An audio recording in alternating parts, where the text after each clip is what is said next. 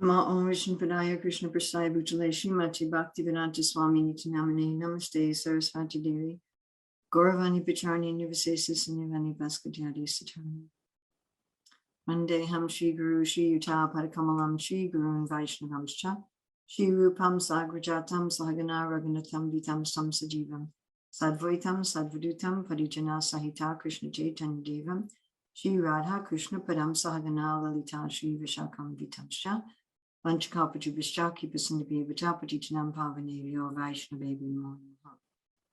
So it's January 14, 2022 with the VIHE, and we are going to be studying the Western section of the Bhakti Rasamrita Sindhu. So first we're going to have a little overview of the whole Western section, very, very briefly. I would just like to acknowledge we definitely have been using the Waves of Devotion as a reference, although not so much this time, but to some extent. And also we've gotten some help from David Haberman's translation of Bhakti Rasamrita Sindhu. Our main help, in addition to Srila Prabhupada's Nectar of Devotion, has been Bhanu Maharaj's translation of Bhakti Rasamrita Sindhu, which we've pulled from extensively. So Bhakti Rasamrita Sindhu is the ocean of the mellow, of the nectar of devotion, or perhaps you could say the nectar ocean of the mellow of devotion. And the way this course is structured is that we expect all of you to do preparatory reading. We expect you to read at least the chapter in Nectar of Devotion. Just one second.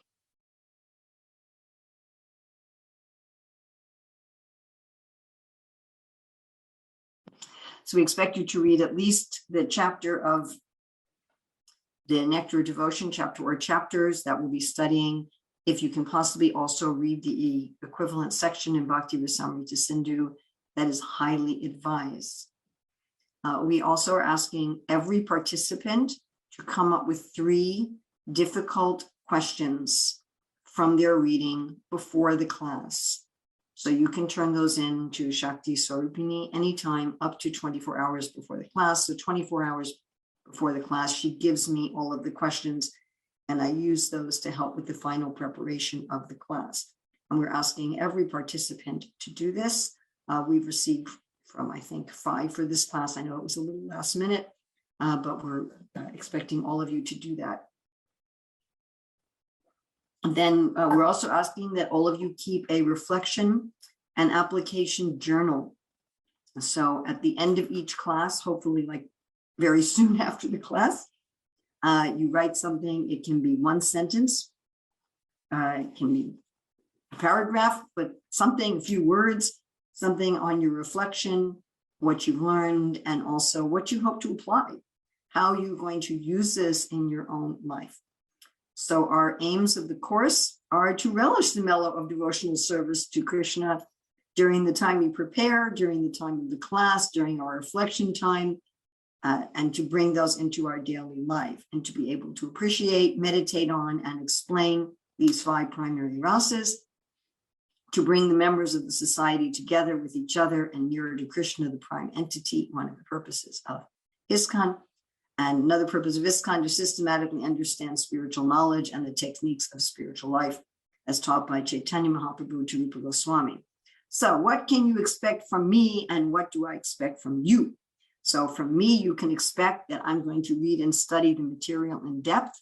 I take at least 10 to 15 hours to prepare each of these classes. You can expect from me that I've analyzed and organized the material to make it easy to understand and remember. You can expect from me that I've planned learning activities. You can expect from me that I will start and end on time, Krishna willing. And hopefully you can expect Vaishnava etiquette from me. What I will expect from you is that you read and study the material beforehand. I will expect from you that you prepare questions and turn them in on time. I will expect from you that you participate in the interactive activities. with the other students and the teachers, I will expect that you are also punctual, and I will also expect Vaishnav etiquette from all of you.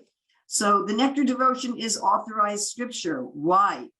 Why do we accept the Nectar Devotion, Bhakti Rasamrita Sindhu, as authorized scripture? One reason is that Rupa Goswami quotes extensively from various scriptures to back up everything he's saying. So he's not just making claims, but he substantiates pretty much every single point. And the whole Bhakti Rasamrita Sindhu is based on the work of Bharat Muni, the Nata Shastra. So he's taken the work of Bharat Muni and he's explaining Krishna and Krishna's devotees in that light. And also he learned all of this from Sri Chaitanya Mahaprabhu. He met Lord Chaitanya at Prayag, and on the Dasameta Ghat, the Lord instructed him for 10 days. So Rupa Goswami has a dedication here for the Western Ocean. And this dedication has two possible translations. One is, may the Supreme Lord with eternal form, endowed with attractive beauty and abundant prema, which he gives to the devotees, be pleased with me. Another translation is, possible translation, is, may Sanatana Goswami, who bears the burden of the full Rupa and who had great attachment to the Bhagavatam, be pleased with me.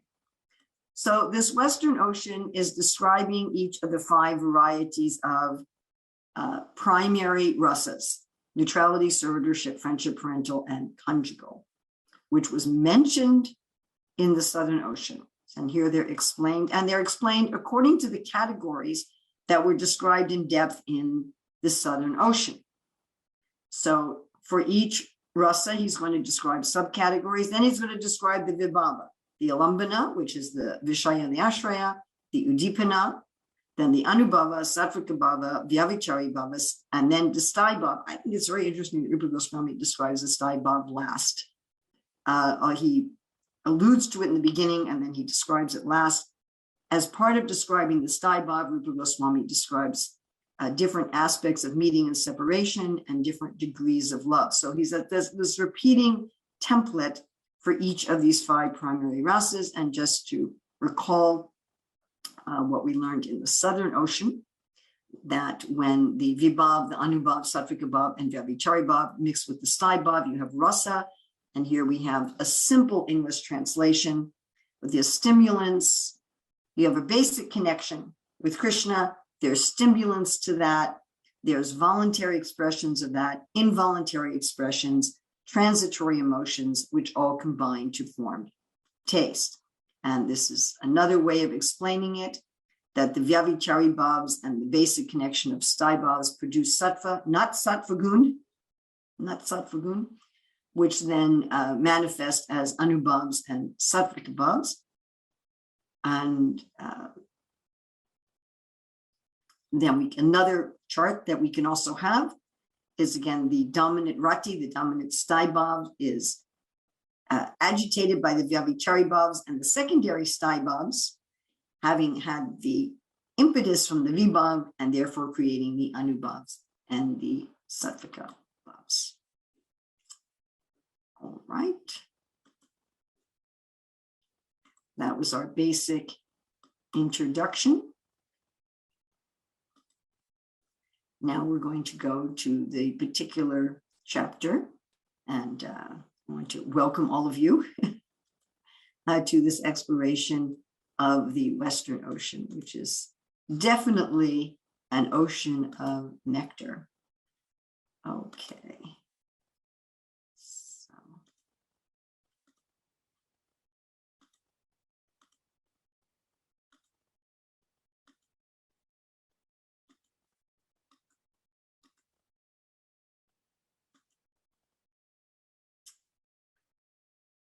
All right, our Western Ocean, and today we're doing the first wave in the Western Ocean, which is Nectar Devotion, chapter 35, and Bhakti Rasamrita Sindhu 3:1 to 51. Okay, I need to make some slight change here.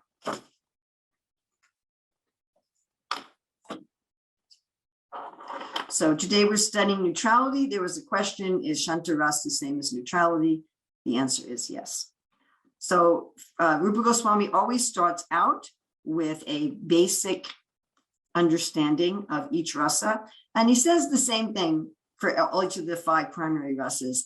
He said, when the Stybov mixes with Vibhav and the other elements, and this is relished by that person, then you have the rasa.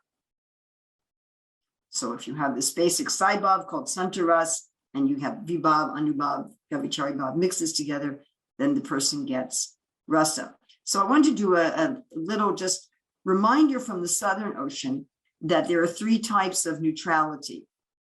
There's samanya, which is very general, svacha, which is called transparent, and shanta, which is peaceful. And samanya is it's very commonly found. So in the world, when people talk about love of God, most of the religions of the world, and people have some taste of love of God, that's samanya. There's no specific type of attraction. Swacha is when a person relishes a little bit of each of the 5 primary rasas. They move between them. They don't have anything really stable. And shanta is a liberated person who's not inclined to a particular relationship with the Lord. And what's really important here is there's no sense of possessing the Lord. There's no mamata.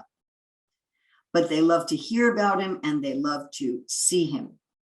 Now, what's brought out here in the Western Ocean is that only shantaras can give rise to rasa. So it's the only type of rati. Rati, again, is a synonym for Stybov that can produce rasa. Why?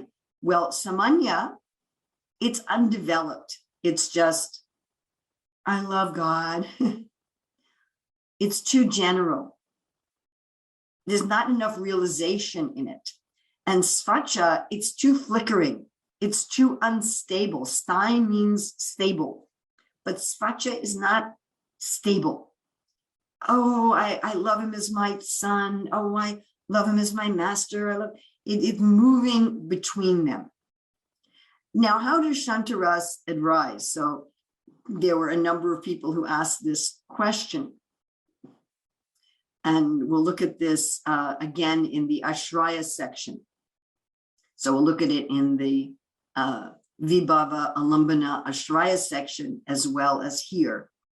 So basically, a person has already impersonal happiness, and then they get attracted to the form of the Lord.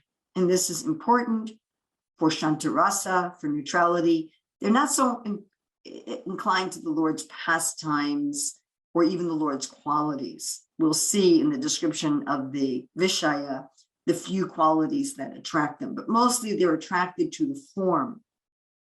So it's in this shantarati, again, rati is the Stybov. Prabhupada says it's the neutral stage between impersonalism and personalism. So you're not really that attached to the personal feature of the Lord. Many times people in Shantaras are attracted to Paramatma, which would show that it's an intermediary stage. An appreciation of the greatness of the Lord. So this is from Madhya 9, 183 to 84. So if one's attracted to Paramatma because Paramatma doesn't exist in the spiritual world, then this Shantaras would be an intermediary stage. If one is attached to Lord Narayan, Lord Vishnu in the spiritual world, and there's also some Shantaras in Vrindavan, which we will get to at the very end of this presentation, that might be one's permanent situation. Okay. Anybody have any questions?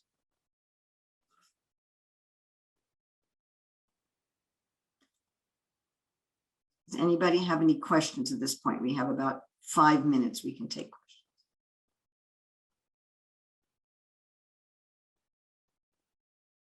And what we've discussed up until now.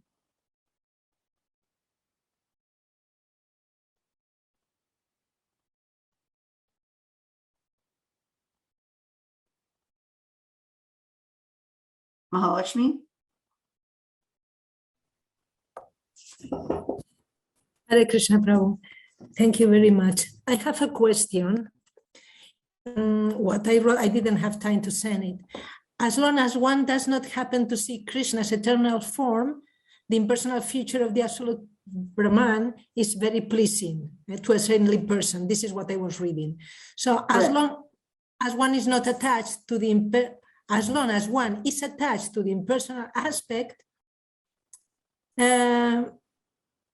one cannot see the Lord when one is attached to the impersonal aspect. So how is this? How comes to happen the darshan? Because to enter Shanta, one needs to be attracted to the form. So how does one come to see the Lord? Does one through the eyes or through knowledge, or how it happens? Well, that we'll get to a little bit. You did ask that question, and it's already integrated into the presentation. We'll get there a little later. No, I have. For somebody, I thought it was you. I think I sent it late, but it reached somehow. Okay, thank you. Yeah, so that will be there. One question I'd like to throw out to all of you. Can we say that beginners in personalism have some aspect of shantarasa?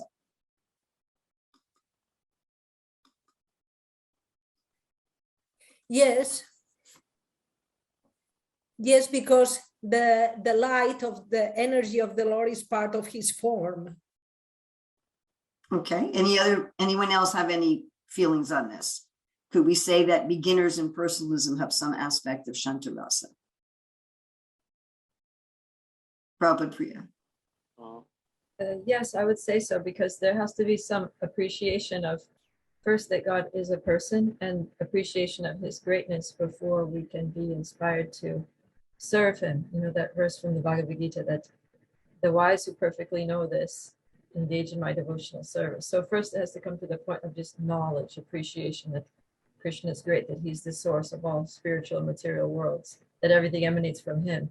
Wow, how amazing that is. So I should serve this person. Excellent.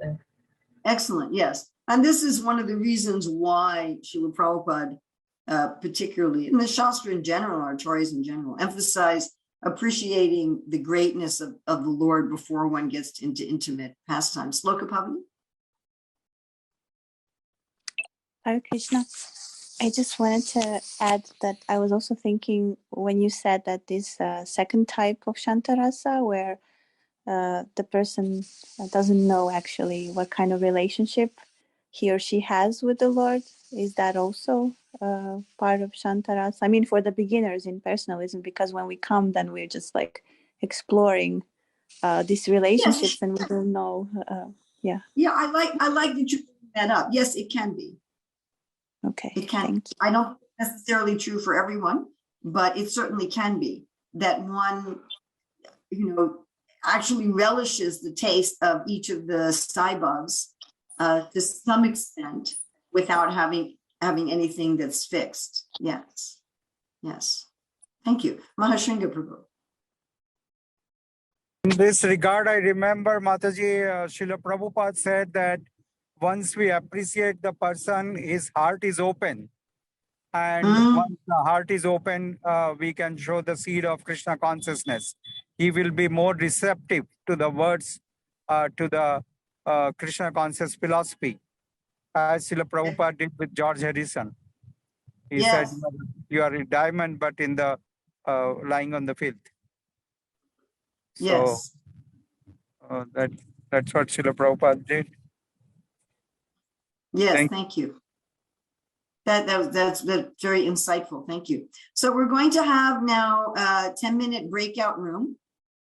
And I would like you to, in this breakout room, to focus on the importance of these aspects of neutral rasa in our preaching or outreach to the public in general.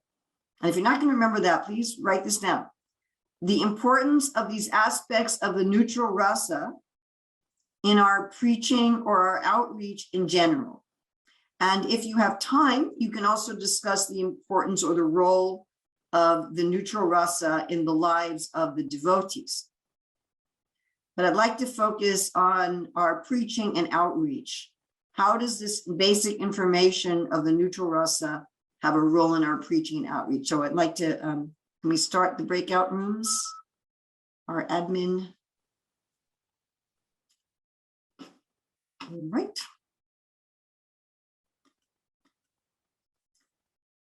We are now going to go through the different aspects of rasa. So the first is vibhava. And vibhava again has different parts. It has the alambana, which is the vishaya. That's the basic impelling. What is it that brings out this basic feeling, that stimulates it? There's vishaya, there's Krishna himself. Vishaya is always Krishna. And ashraya is always the devotees who are in a similar rati. And udipana are the stimulants for invoking love for the vishaya. So what is the vibhava for the neutral rasa?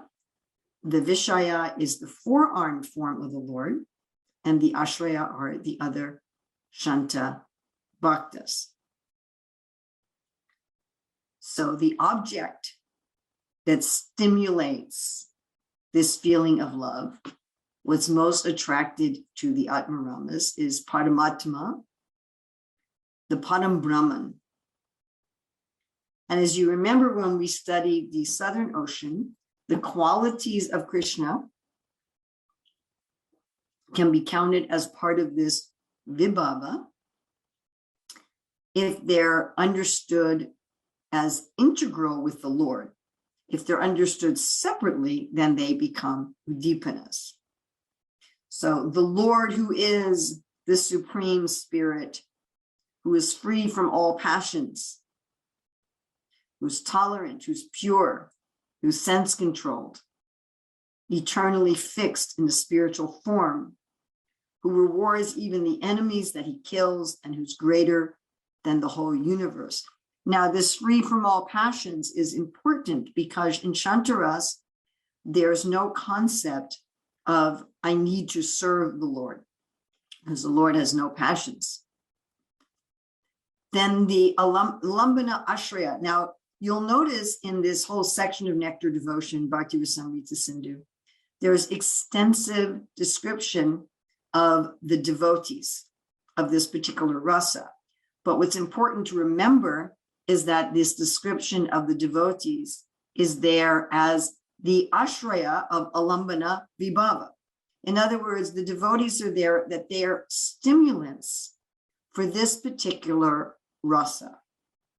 So those who have this inclination, those who have this, the rati, the love of neutrality, when they hear about, when they see, when they read about, when they talk about these devotees, that stimulates their love. That's why these descriptions of the devotees are given by Rupa Goswami. You see, this Bhakti Rasamrita Sindhu is not a theoretical text. It's meant to be used. So if one has this inclination of Shanta Rati, as one meditates on the Lord in this particular aspect, and as one meditates on the devotees in this aspect, that stimulates their love. So this is given to us for our own meditation and our own spiritual advancement. So the ashraya are the devotees and self-realized persons who are engaged in preaching the glories of the Lord. They always maintain an ecstatic love for the Lord within their hearts. Thus, they're benefited by the rays of the ecstatic moon. Now, as we said, we would discuss this here. How does one come to Shanta Ras? So there's two ways. One is you're an Atmarama. You're already Brahman realized. And from the stage of Brahman realization, you get mercy. You get mercy of Krishna, or you get mercy of the devotees. So you're already Brahman realized. You're already an Atmarama. You get mercy of the devotees. And the other is that you're a performer of austerities that has firm faith in the path of bhakti. So you already have faith in bhakti, but what you're into are austerities. So the Atmarama Shanta Bhaktas are primarily the epitome is Sanika and the other Kumaras. Now, what Rupa Goswami also does repeatedly in this Western Ocean, in the Ashraya section, he gives a general description of the devotees who are Ashraya, who are the stimulus for this mood. And then he picks the chief one or two devotees, and he describes their form and their bhakti, or their basic mood. So with the Atmarama Shanta Bhaktas and Shanak and the other Kumaras, what's their form? And again, this is for meditation. This is so those who have this inclination for neutral rati can meditate on these devotees who are the shelter of this mood, and therefore become stimulated in their own devotion. Right? So their form, they've been living for millions of years, but they just look like 4 or 5-year-old boys, very fair complexions, very effulgent. They travel naked, although in this painting they have little dhotis on, and they usually stay with each other. And what is their bhakti?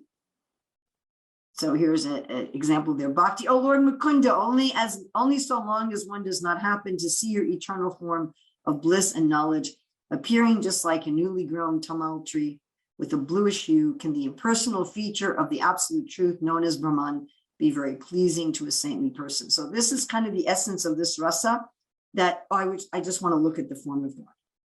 All right, let's look at the category of tapasa santa bhakta. And those who worship the Lord while practicing yukta vairagya without giving up the desire for liberation. So that's the basic component of the ashraya. People, they're renunciates, they're doing austerities, but they're doing austerities by using everything in the service of the Lord, and they maintain a desire for liberation, not for their own sense enjoyment, but they maintain a desire for liberation because they know if I can get liberation, my obstacles to bhakti will be removed. So they are in bhakti yoga. You can see the difference between them and the Atmaramas. So the Atmaramas were not in bhakti yoga. They were practicing impersonal realization, and they got mercy from Krishna or the devotees after achieving impersonal realization. Whereas this other category of ashraya, this shelter of this rasa, are persons, they're in bhakti yoga, but their emphasis is on austerity and on liberation. That's their emphasis in order to achieve the Lord, but that's the main emphasis. So then what is their mood? There wasn't really a description of their form here, and Rupa is not giving a particular example of a particular devotee, which is what he usually does, but this is their mood. When shall I be able to live alone in a cave? When shall I wear only undergarments? When shall I be satisfied? And I don't think that would apply to women. When shall I be satisfied by eating a little fruit and vegetables? When will it be possible for me to think always of the lotus feet of Mukunda, who's the source of the Brahman effulgence? When shall I understand my days and nights to be insignificant moments in eternal time? Now, we had a question from one of the participants that Prahlad Maharaj has this very famous verse that I don't want to live in the caves of the mountains. But Prahlad Maharaj is in Dasi Bhav.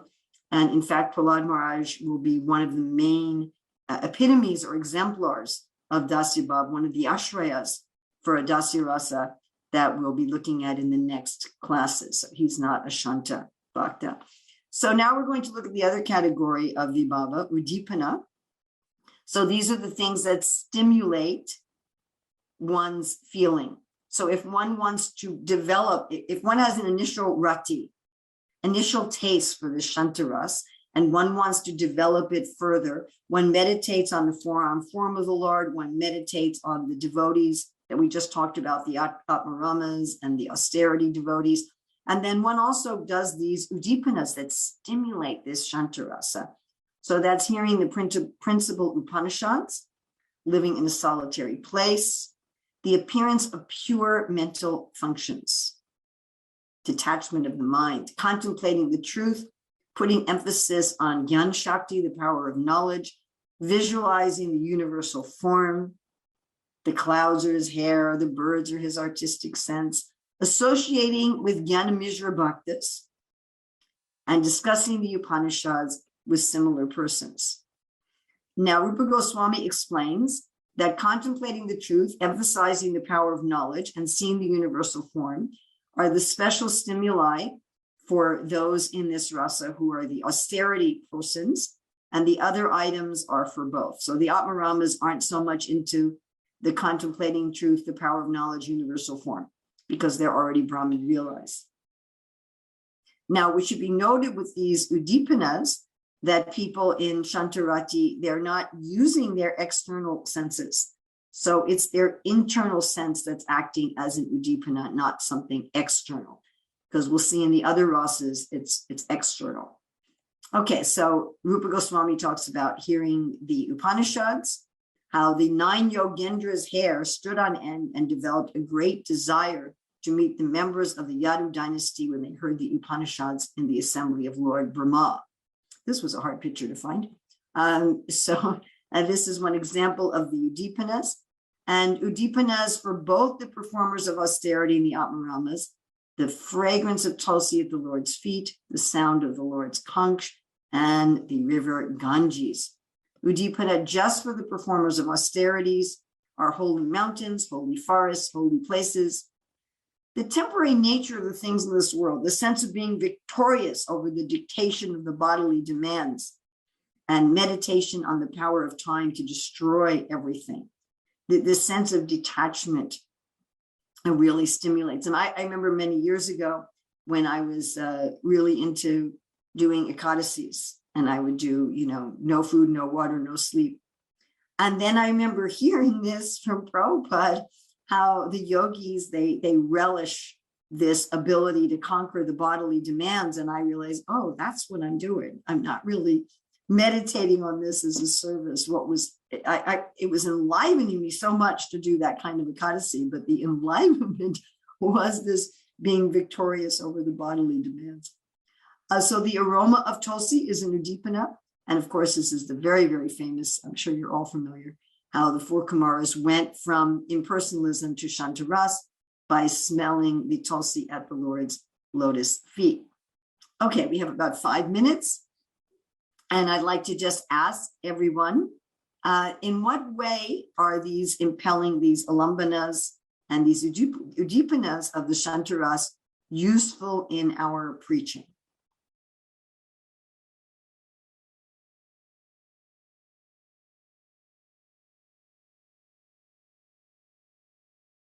You had in your breakout room, you talked about the Shantaras in general, and now we're looking specifically the Vibhava. The Alambana and the Udipana. How is learning about this? How is this useful in our preaching? Lokapavani. Hare Krishna. I was thinking that it's useful because we try to preach to the people that they should control their minds. And then we have various methods of how to do it. Also, I live now in Switzerland. Very often, every year we have a retreat in the mountains. So it's also like a stillness, peacefulness. So it is like all these things are in a way included when we preach to the people, because also many yogis come. So we want to connect them with the bhakti yoga through all these things. So in that sense.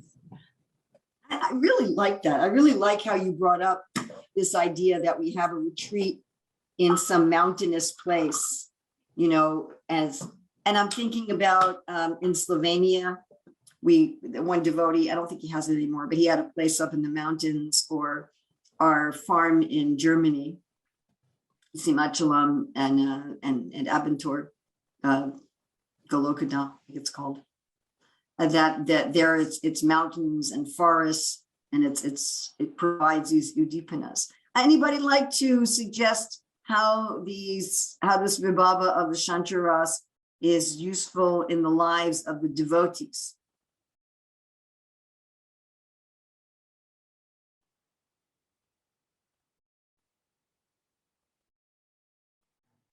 I would say it's useful, and sometimes devotees just get caught up in service, just doing things.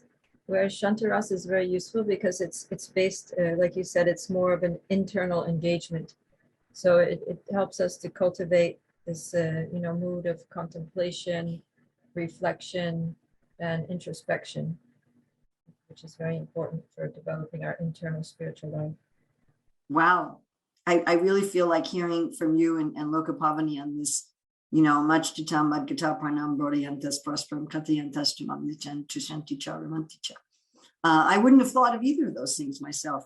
It's always wonderful to have this association of the devotees where, you may think that I'm the teacher, but believe me, I am also the student in these sessions. So I think that's what you said is very important, because doing can put us actually out of sadhana bhakti, which is to think of Krishna. Sometimes busyness can be a kind of intoxicant. It can be a way just to escape the things that we need to work on, isn't it? Yes, busyness can be just as much of an intoxicant as, alcohol, that it just numbs you because you're just busy all the time. And to take some time for this contemplation, to go to holy places, to go even just by mountains and rivers, and to develop this sense of detachment can be very important in the lives of devotees. All right. So thank you. That was incredible. All right. So we're going to go on to Anubhava of the neutral ras. And Anubhava, of course, means the voluntary expressions of love. So when the devotee is stimulated by the vibhavas, there's a basic rati, and they're stimulated by the vibhavas, by the form of the Lord here, by the other devotees in a similar mood, and by the udipanas, then what do? So voluntary expressions of love can be with or without strong bodily movements. So for the neutral rasa, it's concentrating at the tip of the nose. Let's see if we can do that. Can you all look at the tip of the nose? That seems like a strange voluntary expression of love for Krishna. To behaving just like an avaduta, someone who doesn't care for anything. Actually, when I was going through this again, I was thinking of some devotees in ISKCON, as some of them passed away, that I know or have heard about, that one of their ways of showing their love for Krishna was behaving as an avaduta, that they really just didn't care for any social conventions, and they were very eccentric. So glancing at the tip of the nose, Rupa Goswami's example, is the sage in front of us walks about while glancing at the tip of the nose, while raising and lowering his head. Thus it appears that the Lord has entered into his steady heart. I'm not sure how you walk looking at the tip of your nose without killing yourself. I'm tripping over something. Jiva Goswami in his commentary says that raising and lowering the head is a special anubhava for this type of person to do. And he also says that the Shantabhakta glances only 2 meters in front of himself as he or she walks.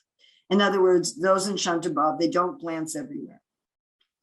Sometimes we go out on Harinam parties in the middle of the cities, and we walk by all these shops, and one can just be looking, oh, look at that interesting thing, and forget about the holy name. So the Shanta, Anubhav of Shanta Rasa is just looking 1 or 2 meters ahead, maximum 2 meters ahead, just kind of glancing at the nose and bobbing one's head. This I thought was also very interesting.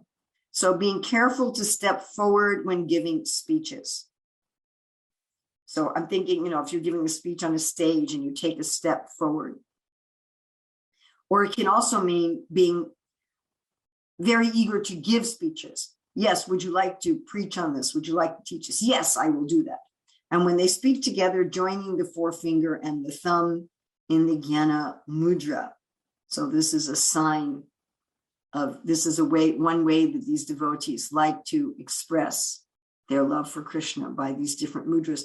These different mudras actually are both expressions of various emotions, and they grow those emotions. If you ask anybody who's involved with, say, Bharatanatyam, why they do these different mudras. Now, this is also very interesting, anubhavs of those in the neutral rasa. They're not against the atheists, and nor are they particularly inclined to the devotees. They are neutral. Their stress is on liberation and detachment. And I'm sure as we are going through this, you can think of people in ISKCON who are like this. They have no affection or misidentification with anything material. Some of their other Anubhavas, they're always grave and fully absorbed in thoughts of the Lord. Now, we might ask, meditation is one of the angas of bhakti. Of course, these are bhaktas, and preaching about Krishna is another of the angas of bhakti. Again, these are bhaktas. But why would we not call these a service? Why is this not dasya bhav? Why is this shanta bhav? Because although the devotees here, they're thinking about the Lord, they're meditating on the Lord, they're speaking about the Lord, they're not doing this because they think the Lord needs something. So those in dasya bhav, they're like, one of their main qualities, which we'll be looking at next week, are they're really eager to do service. What does the Lord need? What does the Lord need? What does the Lord need? Sometimes they're sitting at his feet. Give me something to do for you. Give me something to do for you. In Shanta Bhav, the Lord doesn't need anything. Remember, he's without passions. He doesn't need anything. And they're just glorifying the Lord or meditating on the Lord as the wonderful Lord who doesn't need anything. But they're not doing it to serve the Lord. So just to review, these are the Anubhavas in general that we talked about in the Southern Ocean. The lack of bodily movement are yawning, singing, breathing heavily, disregarding others, drooling and smiling. And those with big bodily movements are dancing, rolling on the ground, shouting, stretching the body, bellowing, laughing loudly, whirling around, hiccuping. And in the neutral rasa, they're particularly these: yawning, stretching the limbs, instructing on devotional service, again, not because the Lord needs that service, offering respectful obeisances to the form of the Lord, and offering nice prayers. Now, again, this offering of prayers is not done in the mood of service. It's done just, God is so great, I want to glorify him. Rupa Goswami gives one example of yawning. Oh, Yogendra, certainly the son of Bhava must have risen in the sky of your heart, for your lotus mouth is now blossoming with a yawn. So we can take just one or two questions on the Anubhavs. Anybody have any questions? Avinata.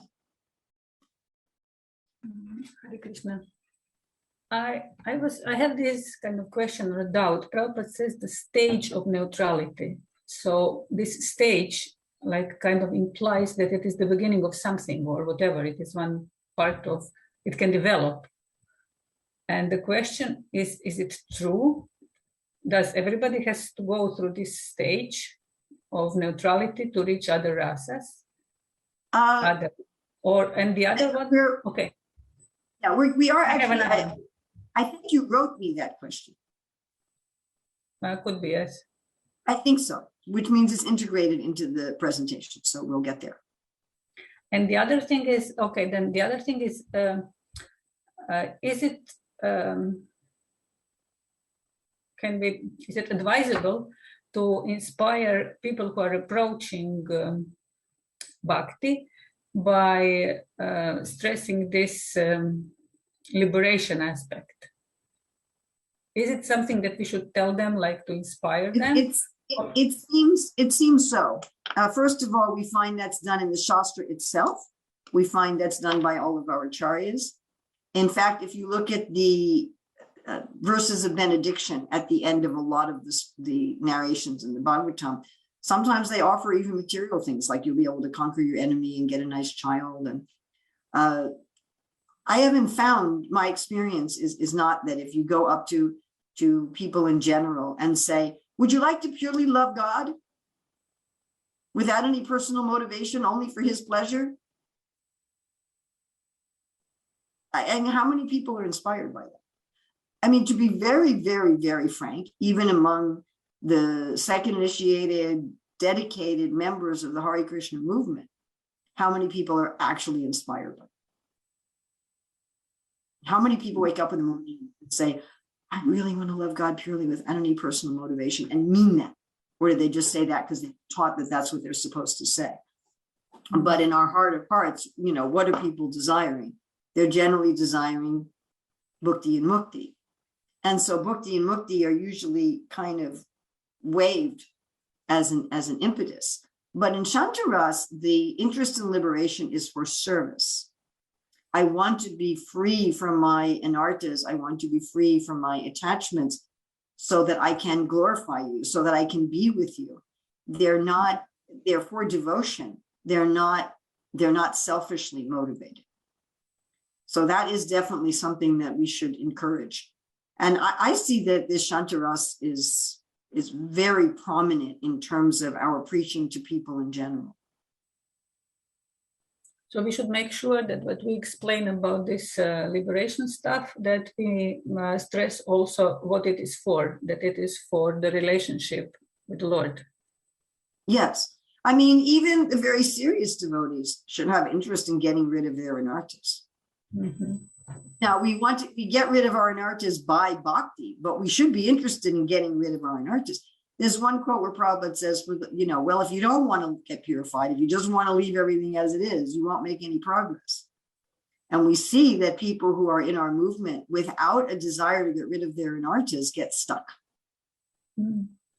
We see that over and over and over. That if they're terrified of getting rid of their anartas, they get stuck on a platform of really kind of mundane religion. Mm.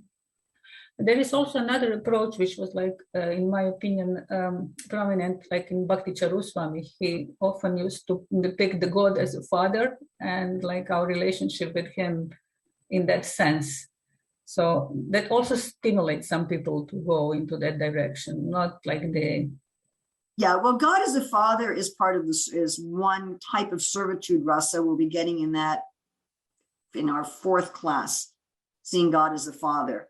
But in Shantaras, one could see God as a father in terms of Paramatma, not in terms of I want to literally become his child, but in terms of that he's the overriding witness.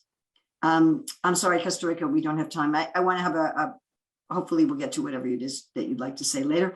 So right now I'm going to take a break. Please take a real break.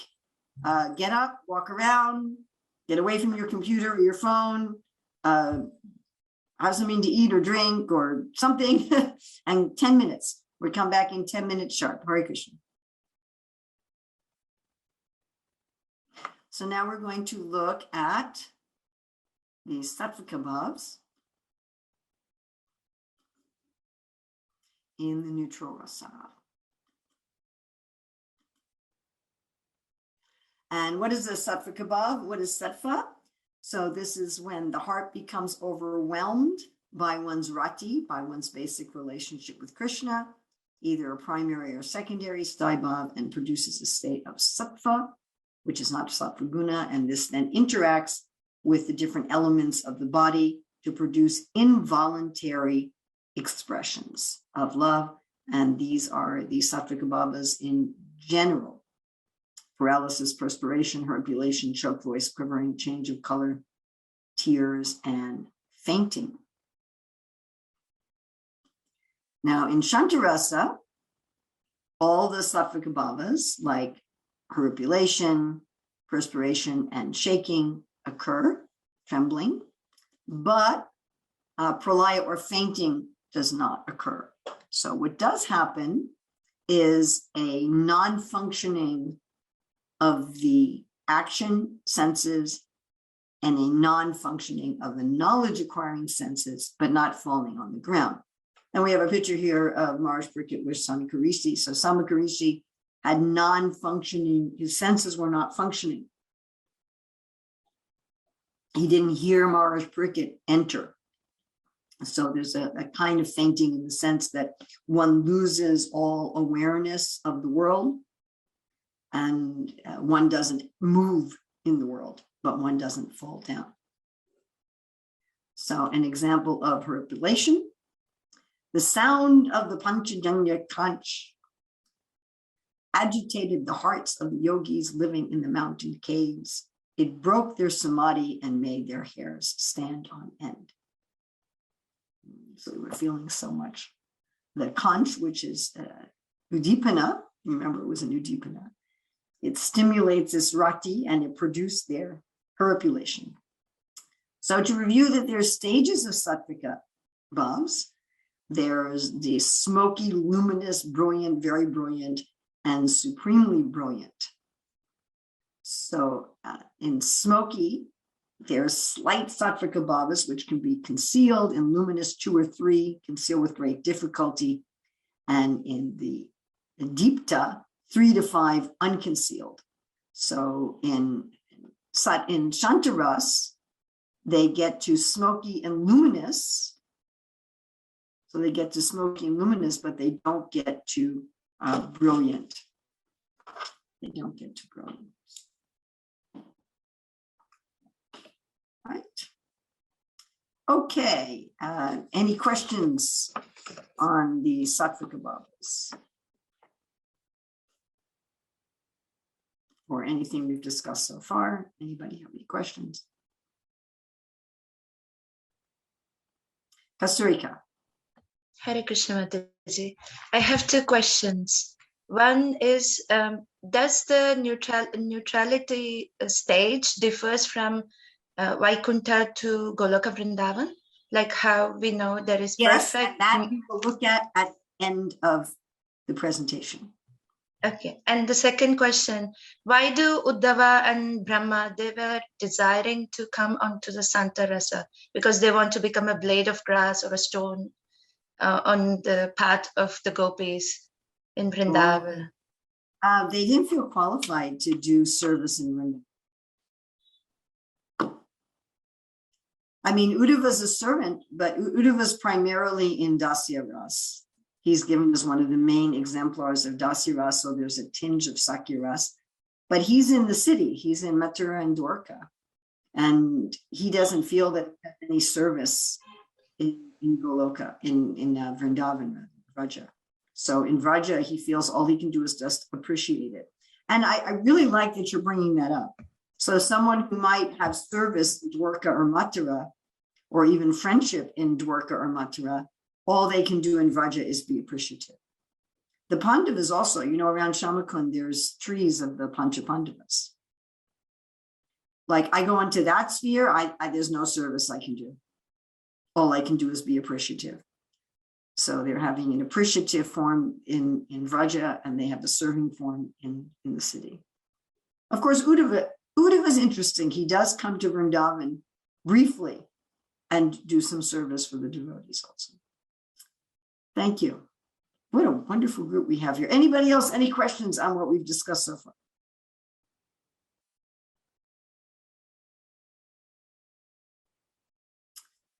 All right. We'll go on to Vyavichari Bhavs in the neutral rasa. So Vyavichari Bhavs are also called Sanchari Bhavs. These are transitory emotions. They're called Sanchari because they move. And unlike the emotions of the 7 secondary rasas, which we'll be going into in depth in the Northern Ocean, they do not leave a lasting impression. They can be from various causes, which we discussed in depth in the Southern Ocean. They're in relation to both primary and secondary Stybovs. They have different stages and combinations, and they have degrees of strength. And again, we have this, the emotions of the Vyavichari Bhavs cause this state of sattva. So it's the Vyavichari Bhavs, these moving emotions, they mixed with the basic feeling of the devotee. They cause this state of sattva. Again, this is not sattva guna. It's an agitation of the heart.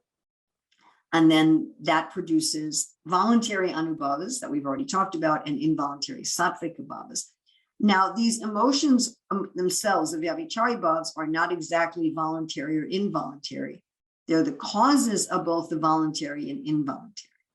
Now, some of the words used to describe the Vyavichari Bhavs may sound like sattvika bhavs or anubhavas, because it's sometimes difficult to separate out the cause from the effect. So the 33 Vyavichari Bhavs that were given in the Southern Ocean in general are listed here. When we're looking at just the neutral rasa, the Vyavichari Bhavs of the neutral rasa, and there's more than one way to translate most of these, are disappointment, endurance, jubilation, thoughtfulness, despair, eagerness, intense emotion. One of the emotions is intense emotion, and argumentativeness. So these are the Vyabhichari bhavas, particularly for this rasa. And Rupa Goswami gives an example of disappointment. Though Krishna, Paramatma, the form of concentrated bliss, resides in Dwarka, I am so unfortunate. Thinking myself an Atmarama, I have wasted so much time. So this disappointment can also be understood as like self-disparagement. However, it is not the self-disparagement of this world that is in tamagun. So in this world, we beat ourselves up. We have what's sometimes called the inner critic. Or like, I'm such a bad person. I'm such a useless person. I'll never get anywhere. Why do I do this? I'm so stupid. And that's tamagun. But here is the ecstatic equivalent of it, which is, oh, I've just been relishing my own internal bliss. And here the Lord, the super soul himself, is there in Dwarka. Right, you remember when Krishna was in the the wrestling arena of Kamsa, it was saying that the yogis saw him as a super soul. So they see, here's the super soul walking around. He's saying, I'm so absorbed in my internal meditation, I'm not going to see Krishna outside. Another example, actually an explanation of that example, is he's saying, I'm so into my meditation. I was thinking about like the yogic brahmanas who were so into their yajnas that they didn't go see Krishna. And sometimes we see things like this even among the devotees where, there's an opportunity to see the deities, and there's an opportunity to go to a holy place. There's an opportunity to see a great devotee, but they're so absorbed in their own bhajan, their own internal meditation, that they don't go. And so this is can be a Vyabhichari bhav, this, oh, why don't I want to see Krishna? But remember that this is a Vyabhichari bhav of love. It is not self-centered. It's not self-centered. It's not, I'm a bad person. But it's a feeling of love. Oh, why can't I love Krishna? I want to love Krishna more. And it produces ecstasy. All right, the Stybov of Neutrality. Now, Rupa Goswami, whenever he talks about the Stybov, and again, I don't really understand why he puts this last in each section. It would seem to me it would go first, but he puts it last because it's the basis of everything. And when he describes the Stybov, he describes for each of the 5 primary rasas, he describes degrees of this Stybov, and then he also describes separation and meeting of the feelings and the changes that happen in separation and meeting. Now remember, the Stybov is the rati, the attraction, the particular flavor of attraction in this rasa that only becomes rasa when all the things we've already been talked about are added to it. So there can be some inclination, a rati, a Stybov, of, oh, the Lord is great, the Lord is wonderful. But unless the vibhavas of the Lord's form, the Lord's devotees in a similar rati, the particular stimulants, the actions of that particular rati, the voluntary actions, the involuntary actions, and the transient emotions are mixed with it, it doesn't become a rasa. It's just like, you have the dough, you have the tomato sauce, you have the green peppers, the eggplant, whatever, the basil. Those are the different ingredients. You have to mix it together and cook it to get pizza. Okay, so Rupa Goswami is going to be looking at the degrees. Now, in each of these rasas, he describes degrees of love. Neutrality, the description is considerably different than the other 4. So here his degrees are Sama and Sandra. Sama and Sandra. So Sama is ordinary and Sandra is intense. So first we're going to look at ordinary. Right? In the other rasas, there's things like prema, sneha, raga, but it's not exactly what's here. Okay, so let's look at Sama or ordinary. So this is so sweet. I find it really sweet. The Lord says, when I playfully revealed myself to the yogi absorbed in asam pragnata samadhi, which is a realization of Brahman with no functioning of the mind, his body began to shake to the extreme. So the Lord is very playful. The Lord is as Vishnu, Paramatma. Even Paramatma has some playfulness. And so it's like, oh, there's some yogi who's involved in realization of Brahman with no functioning of the mind. I met some years ago a gentleman who was a Buddhist, and he was a very accomplished Buddhist. He was a teacher of a particular kind of meditation, vipassana, I think it's called, meditation. And he had taught this form of Buddhist meditation and practiced it for 1 or 2 decades.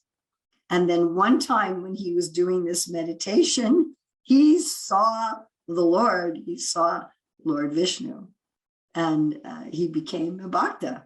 He became probably a Shanta Bhakta. So, and it's funny, he said, no one told us in our Buddhist instruction that this kind of thing would happen. Okay, and look at Sandra Shantarati, intense.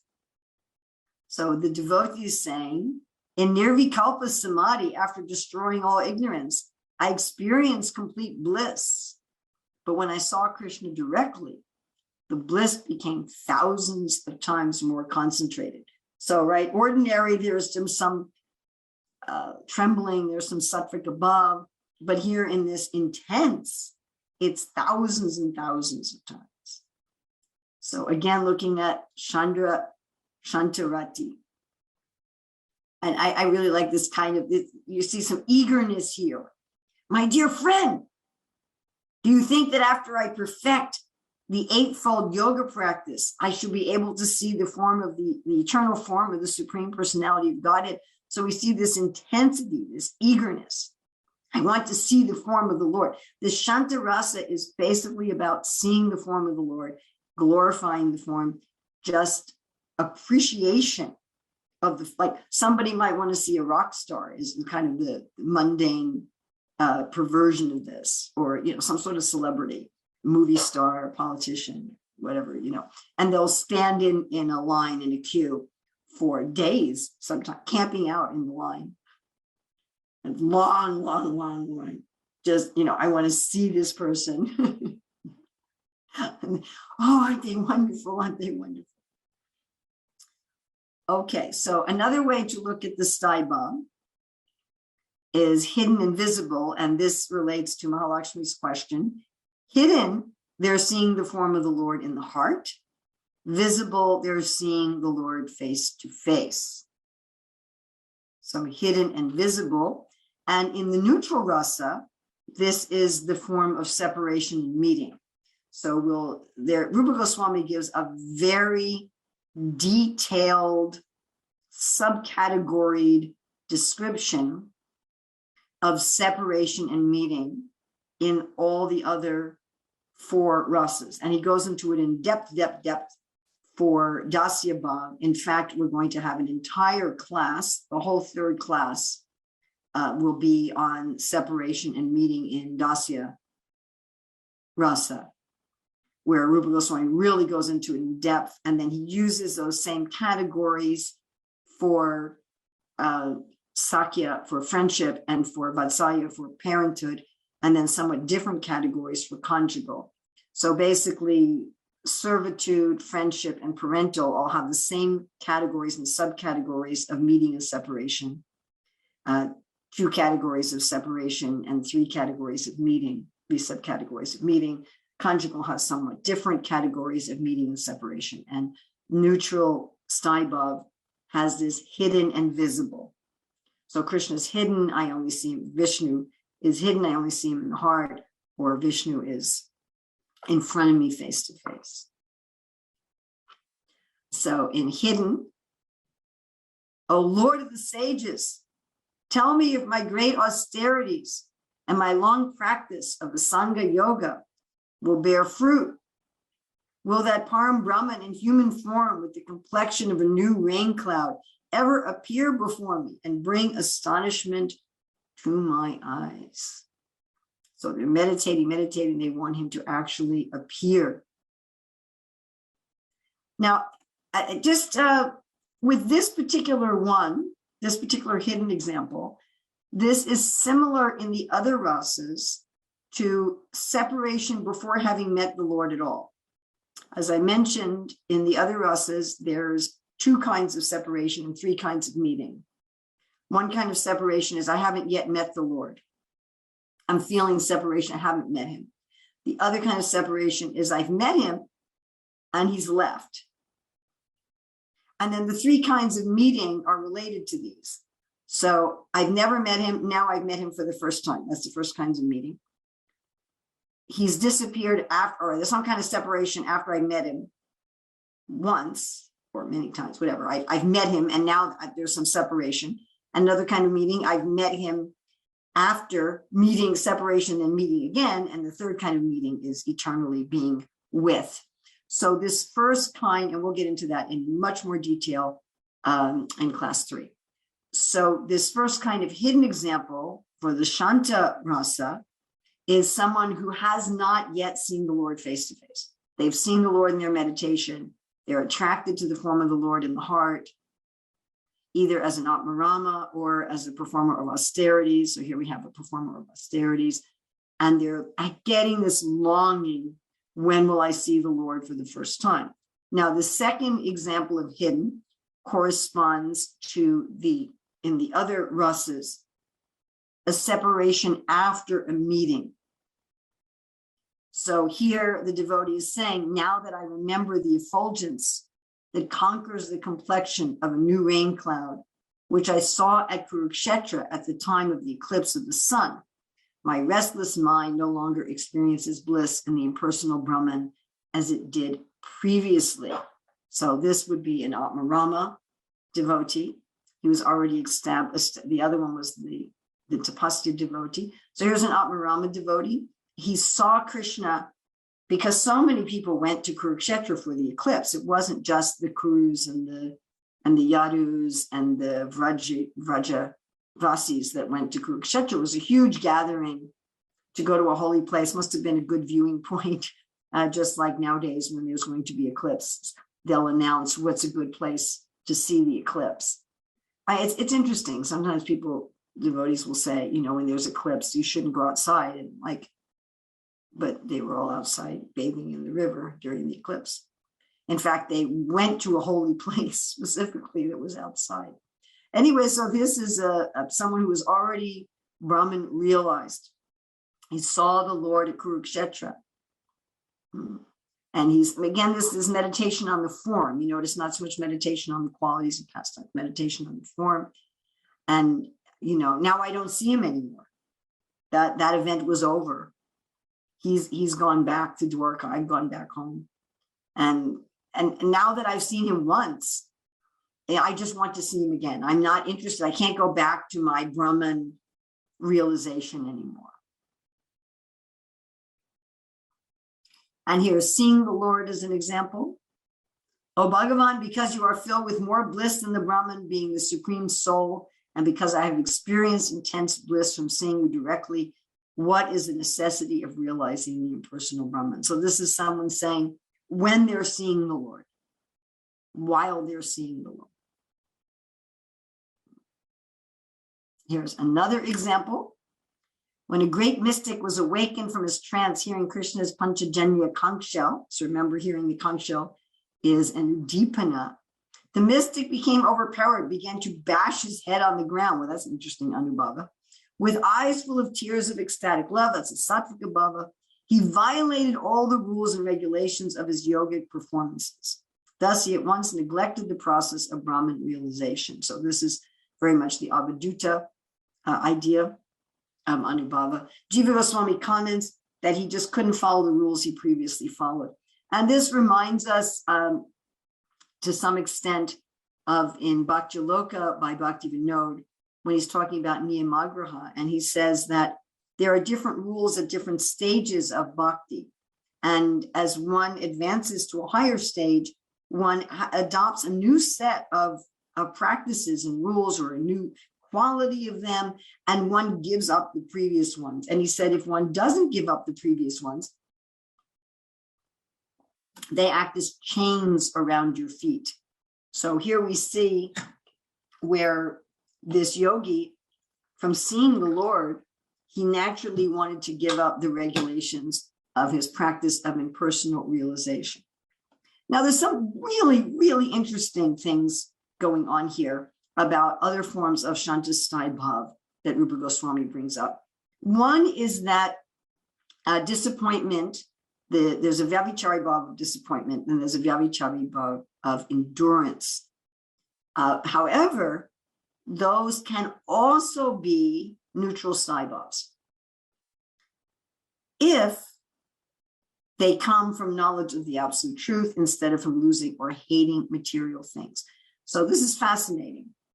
So being disappointed in the world or being steady, if they come from meditation on the absolute truth, can act as a neutral Stybov instead of a Vyavichari bhav. Now, we can also have a rati from Jnana Nishta, from being fixed in Gyan by mercy. So this is also an example of the Stybov. And the two examples given are Bilva Mangala Thakur and Sukadeva Goswami. So the Rupa Goswami quotes from Krishna Karnamrita, "Let the impersonalists be engaged in transcendental realization by worshiping the impersonal Brahman. Although I was also initiated into that path of Brahman realization, I have now been misled by a naughty boy, one who is very cunning, who is very much attached to the gopis, and who has made me his maidservant.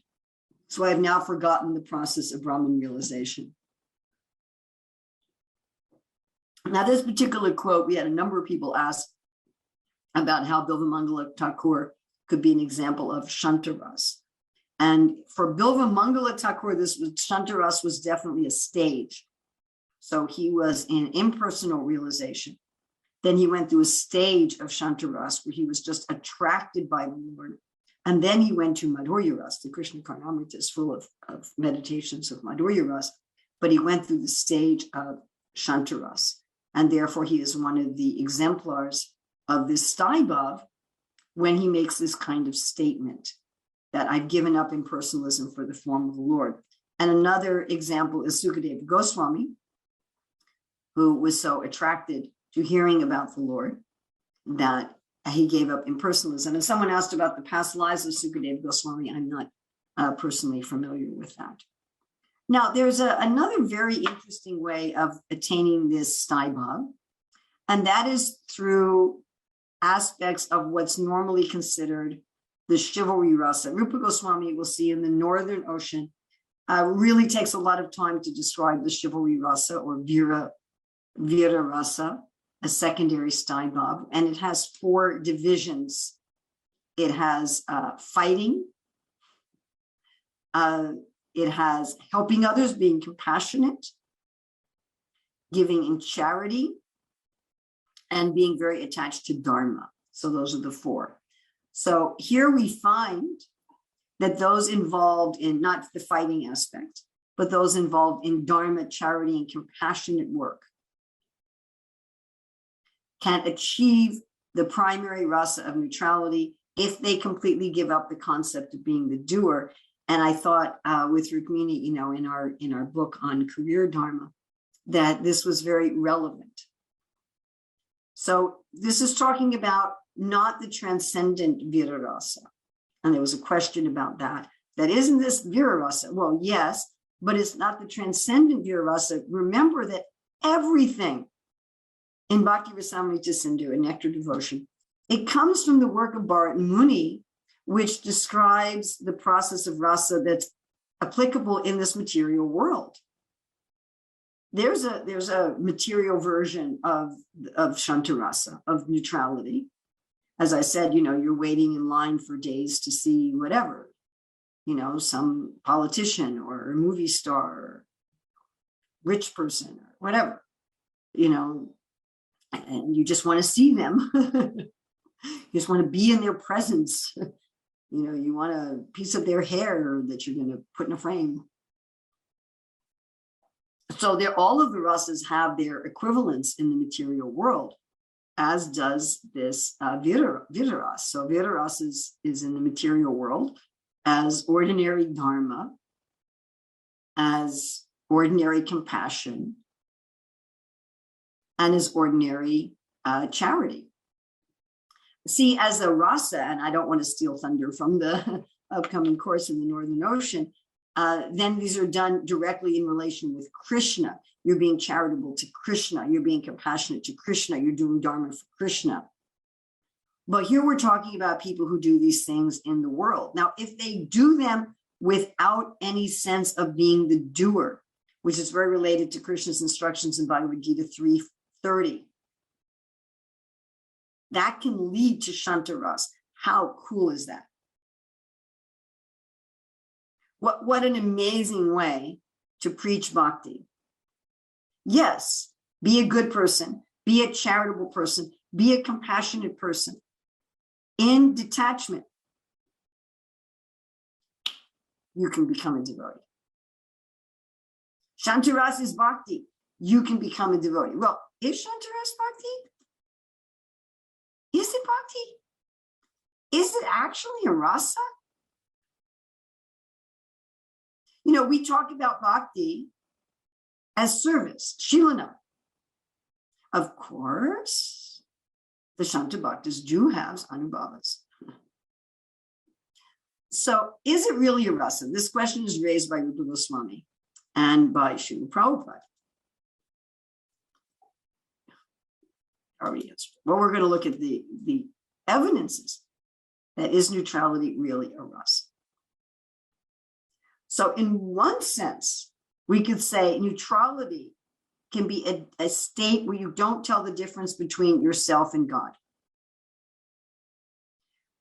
But the neutral rasa is someone who has that oneness but still experiences the super soul. Like this is from Madhya 19-11. When one is fully attached to Krishna's lotus feet, one attains the samatha stage. The word shamatha is derived from the word shama. Therefore, shantarasa, the position of neutrality, means being fully attached to the lotus feet of Krishna. This is the verdict from the mouth of the Supreme Personality of Godhead himself. So the Sri Chaitanya Mahaprabhu and Krishna himself directly say, yes, shantarasa means attachment to the form of the Lord. That the Lord said, Shama is having intelligence fixed in me. This means as a personal conception. Therefore, we have a devotee.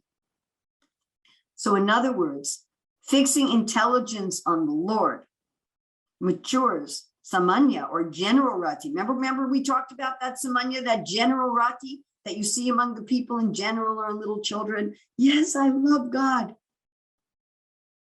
If one fixes one's intelligence on the Lord, that general rati can mature into shanta.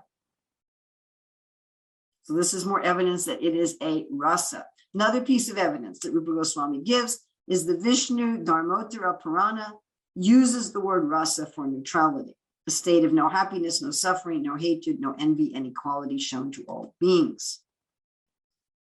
And this is Srila Prabhupada's translation of CC Madhya 19-12, where Lord Krishna personally instructs Uddhava, when one's intelligence is fully attached to my lotus feet, but does not render practical service, one has attained the stage called Shantarati or Shama.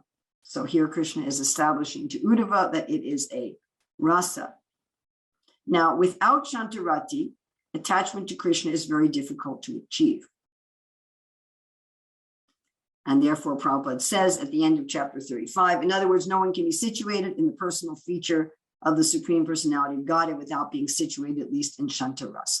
So one has to have some taste for the Lord as a person.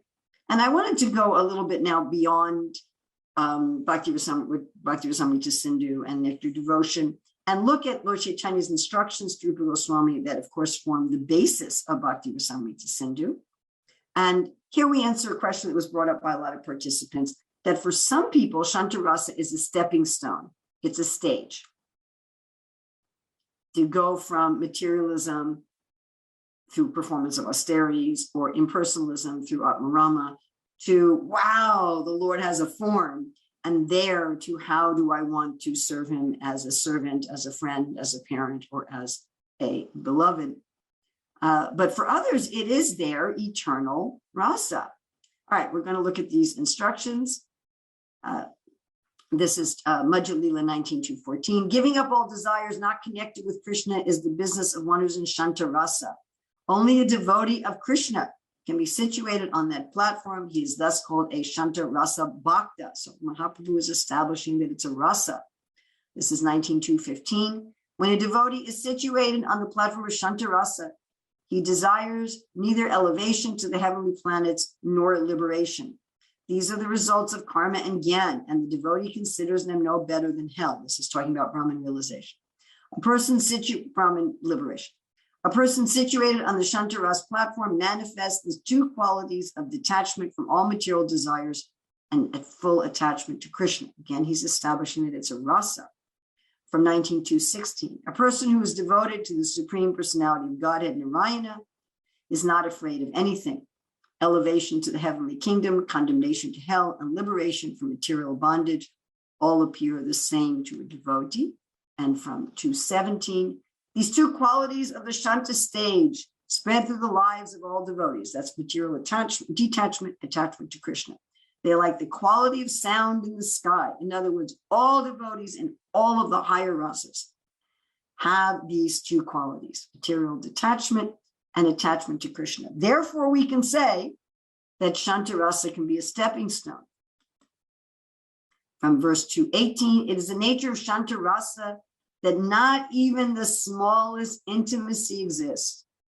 Rather, knowledge of impersonal Brahman and localized Paramatma is prominent.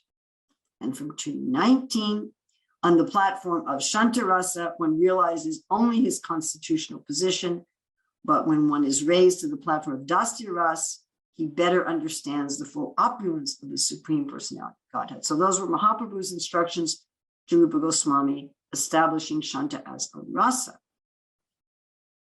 We're going to look at a few other descriptions that will help us to understand those who have Shanta Rasa as their permanent relationship with Krishna, not as a stage, but as something permanent. So from the Nectar of Instruction, verse 8, purport, where Prabhupada's quoting Srila Bhaktisiddhanta Saraswati, we have Raganuga Bhakti, or spontaneous devotional service, can be executed in the Shanta Rasa when one aspires to be like Krishna's cows, or the stick or flute in the hand of Krishna, or the flowers around Krishna's neck. From Prabhupada's purport to Chaitanya Charitamrita, Adi Lila 8:19. A devotee, therefore, must be attracted by the behavior of the inhabitants of Vrindavan who live in a relationship with Krishna. The land, water, cows, trees, and flowers serve Krishna in Shanta Rasa. It's interesting, Prabhupada uses the word serve, but again, they're not in the mood that Krishna needs anything. Prabhupada's purport to Srimad Bhagavatam 7.6.2, every living entity has an intimate relationship with God. One should therefore glorify the Lord in the adoration of Shantarasa, or revive his eternal relationship with Vishnu as a servant in Dasi Rasa, a friend in Sakya Rasa, a parent in Vatsalya Rasa, or a conjugal lover in Madhurya Rasa. All these relationships are on the platform of love. From purport to Madhya 19.154. And this also was brought up, I think Vinata brought this up. There are also other planets in the spiritual world called Vaikuntha planets, and on these planets, Lord Narayana is worshipped with awe and veneration. On these planets, Shanta Rasa is prevalent, and some of the devotees are also connected with the Supreme Personality of Godhead in Dasi Rasa, the mellow of servitorship. So in Vaikuntha, it's very, very common that the devotees there, they just want to see the Lord. They just want to be in his presence.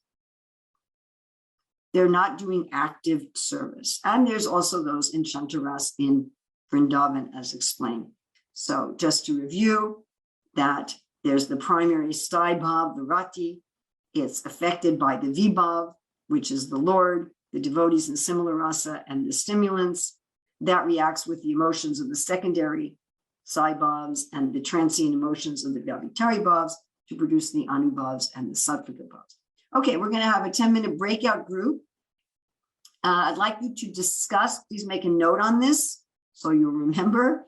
We want you to discuss the role of neutrality in the science of rasa and in Vaikuntha and Vraja. The role of neutrality in the science of rasa and in Vaikuntha and Vraja. So if we could start the 10-minute breakout room, please.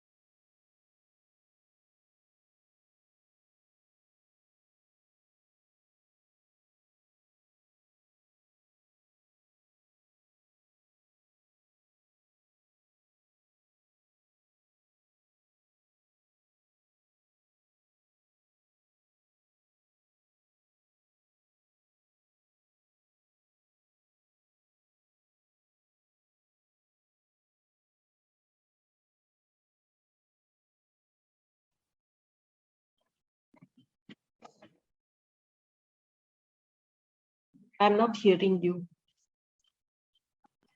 That was the basic understanding of rasa. And I'd like you to take a few minutes here to write some reflection, to get out your reflection journal and write some reflection.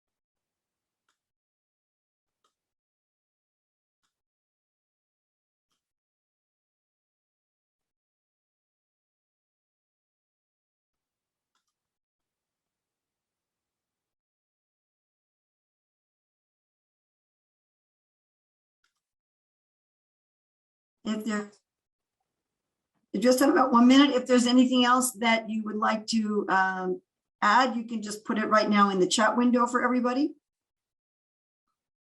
We don't have time to call on people, but you can put it in the chat. Yes, the students always get a copy of the PowerPoint.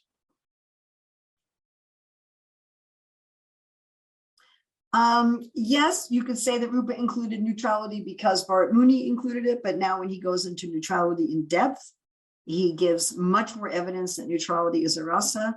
And then, as I say, you know, I went for the evidence of his talk with Mahaprabhu, where Mahaprabhu was very clearly saying it was a rasa. Do we get shantaras by the 4 types of liberation? Well, you can't have one of the 4 types of liberation unless you're in one of the 5 rasas. It doesn't have to be shantaras, it could be. Even Shantaras and Raja is more exalted than any other ras outside of Raja. Well, okay. Okay, I don't know. I mean, that's the perspective of the Vrajvasis. And I don't know if you can say that the flowers in Vraja are more exalted than the Pandavas who are in Sakya Ras and Indrapasta. So, based on Uddhava's. Well, as I say, Uddhava and the Pandavas, they exist in Shantarasa in Vrindavan. Liberation is a byproduct of rasa. There are 4 kinds of liberation, yes, generally. Seems that Bilvamangala Thakur went from Brahman realization, understanding himself. Is it that fast? No, he didn't. He first went from Brahman realization to Shantaras, and then from understanding that he was a maidservant. So that's why he's given that example, given as that example of Shantaras. Sometimes it seems bhakti is simpler. Like if we just do bhakti, one will come to a point of realizing that I'm not this body and that Krishna is great, and that is a kind of Shantarasa. So that is a stage one will go through in bhakti. You don't have to do, as Krishna says in Bhagavad Gita, chapter 12, you don't have to go through a process other than bhakti to first realize the Brahman. That's not necessary. But one does have to have a general realization that I'm a soul and that Krishna is God. How they don't do active service, how do they feel satisfied? Well, obviously, it's not your rasa.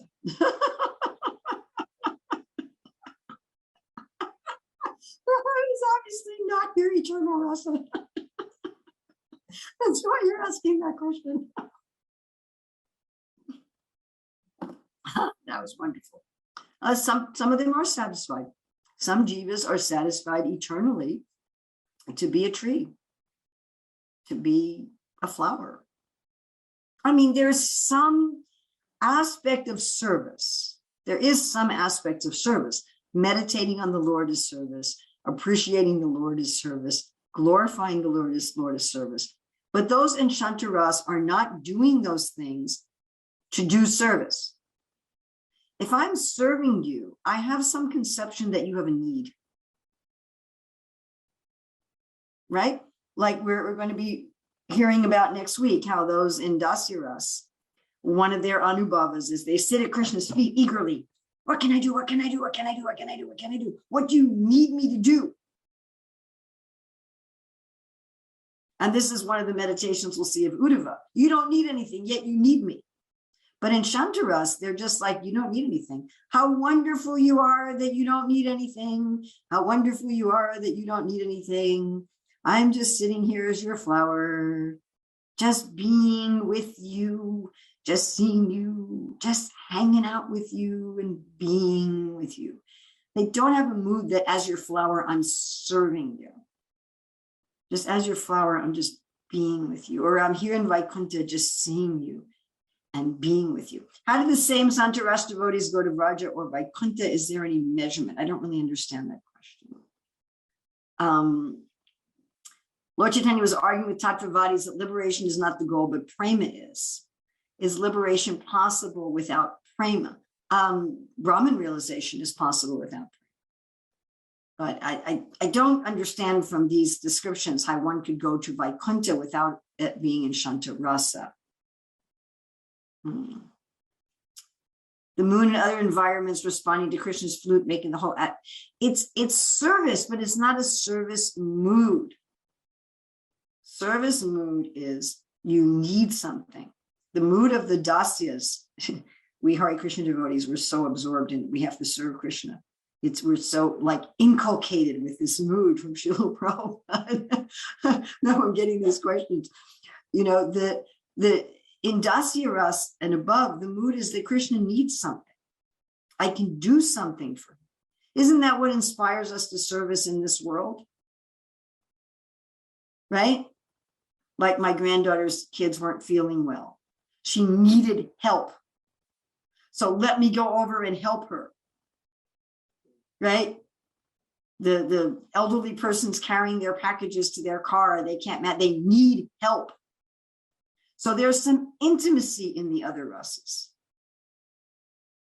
But in the Shantaras, there's no intimacy. There's no mamata. It's not even my God. There's no my master. It's absent. Krishna is not, or Vishnu is not my master. So that one is glorifying the Lord. One may even give something to the Lord in terms of glorification, but one's giving something just in appreciation of the Lord's greatness. One is not giving something because one feels it's my Lord and I need to do something. That's completely absent. I'm giving you flowers because you're so great, but I'm not giving you flowers to serve you. You don't need any service. Does everybody get this? I'm getting a lot of people asking this question in all different forms. So serve you, you need something. And you're my master. I have to serve you. It's my duty to serve you. And shantaras is none of that. Krishna is not my master. He's not my God. He doesn't need anything. I have no obligation to serve him. I'm just sometimes so overwhelmed with love that I just, as glorification, how great God is. I give a flower, I give a prayer, I give a meditation, I give a speech. And I'm overflowing with love to do that. But I don't feel any obligation or any giving. All right, so we're going to stop for today. We've got a few minutes overtime. Yes, but the queens of Dwarka have a feeling that Krishna, that they have a mood that Krishna is my husband. That Krishna is my husband, and therefore I have to serve him because he's my husband. That's absent in shantaras. All right, we will be seeing you next week with something that I think you'll all like a lot better, which is Dasiras, because all of you were trying to turn shantaras into Dasiras. Can we turn shantaras into Dasiras? We'll do that next week. We'll go to Dasiras. Thank you very much. Srila Prabhupada ki jai, Sri Rupa Goswami ki jai, Sri Chaitanya Mahaprabhu ki jai. Thank you.